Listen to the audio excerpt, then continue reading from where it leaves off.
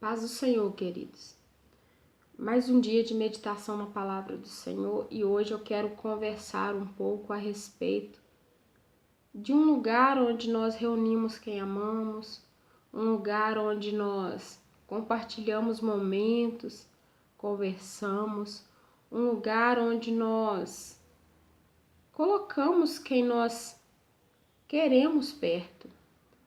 E ao falar desse lugar, eu gostaria de mencionar a você o Evangelho de Mateus, segundo escreveu Mateus 26, onde fala a respeito da mesa, a ceia. Depois de dizer que após 2 dias entraria a Páscoa e o Filho do Homem será entregue para ser crucificado, eles já ouviram isso da voz de Cristo. Agora Jesus, mesmo sabendo que seria traído, sabendo que Pedro negaria, sabendo que as ovelhas do rebanho se dispersariam, está escrito lá no versículo 31 do Evangelho de Mateus, ainda assim ele reúne os seus discípulos. E de 12, quando nós olhamos para as Escrituras, nós vemos que lá no Evangelho segundo escreveu João 19, Jesus olha e encontra sua mãe, João, o discípulo, e aí ainda diz, viu que o discípulo amado estava presente, eram 12, e aí quando ele olha aos pés da cruz, olha de um certo nível de altura onde ele estava sendo crucificado, ele encontra um. De todos os discípulos, 12 encontra um. Um negou, outro entregou à morte. E os outros, do que foi? O que se deu com os outros 9? Então nós temos João, que está ali no final das coisas, o único que estava ali. Nós temos Pedro que negou, Judas que traiu. E aí, quando nós meditamos nisso, nós vemos que quando ele diz no Evangelho de Mateus 26 que um deles iam trair a ele, nós encontramos os discípulos se entristecendo com o que ele falava. Nós encontramos um relato dizendo do nível de tristeza deles, preocupados com quem faria tal coisa. E aí nós vemos uma pergunta que não calava no consciente de todos eles: porventura sou eu, Senhor? Porque ninguém quer ser aquele que trai a Jesus. E será que na vida hoje nós não estamos tomando algumas atitudes que se apareiam com o ato desses discípulos?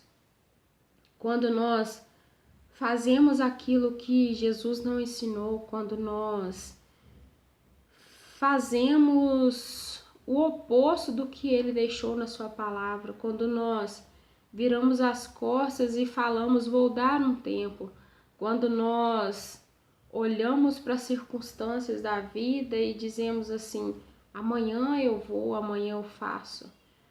Amanhã, deixamos para amanhã, por medo, por insegurança.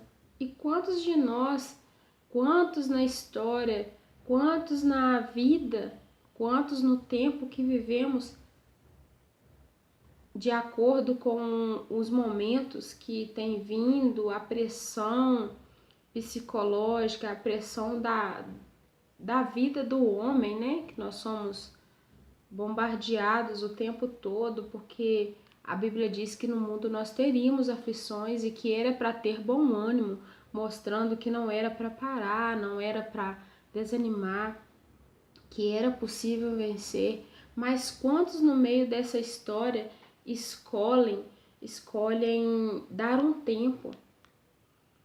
vou dar um tempo da igreja, vou dar um tempo porque as coisas estão difíceis. E que relação tem isso com o amor de Cristo? Nós servimos a Deus por causa do que Ele fez na cruz do Calvário, do que Ele é, e não pelo que Ele faz, porque Ele já fez. Nós o servimos, nós o seguimos porque a nossa única esperança é o Senhor. A nossa única chance de sermos felizes é abraçar a salvação, abraçar a graça que foi manifesta na cruz e mostra quando diz a palavra: examine-se o homem a si mesmo.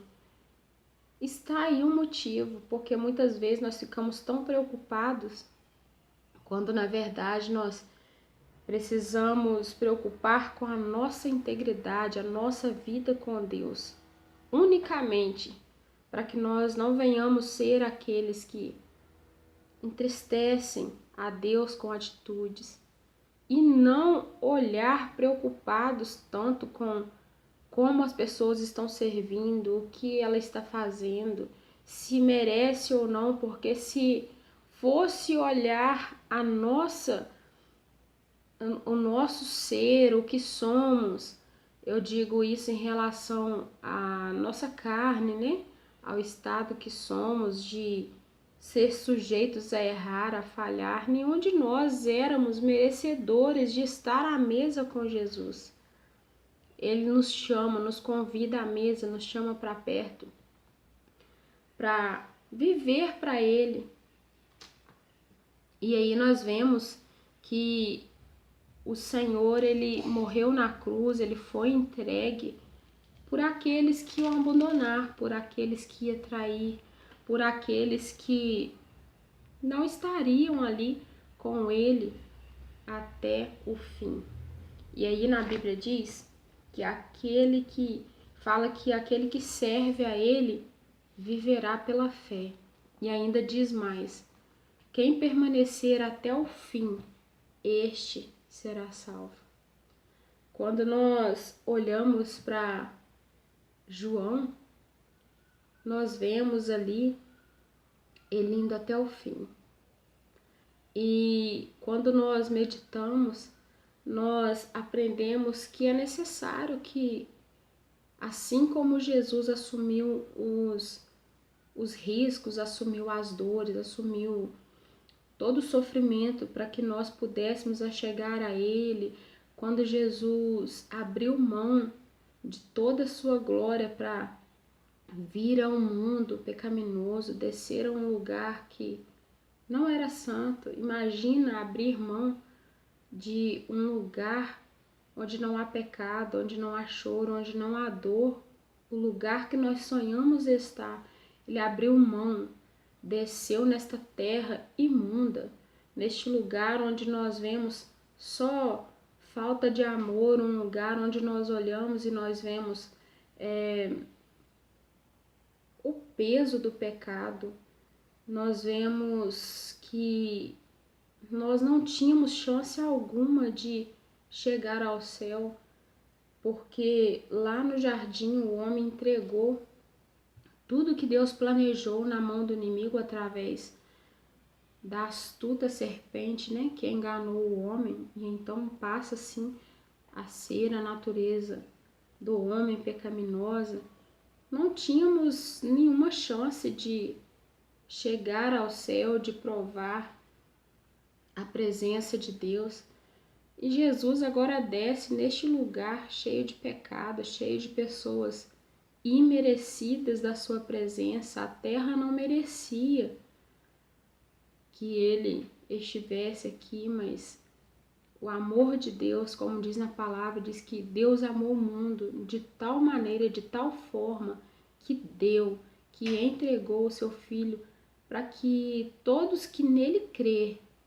E aí eu digo que isso é para quem crê, para todos que nele crer, não pereça, e muitos têm perecido porque não está crendo no Cristo.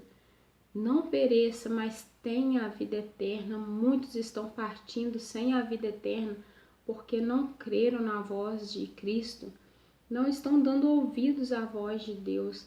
Mas Deus veio por todos nós, sem exceção. Eu não sou melhor que você.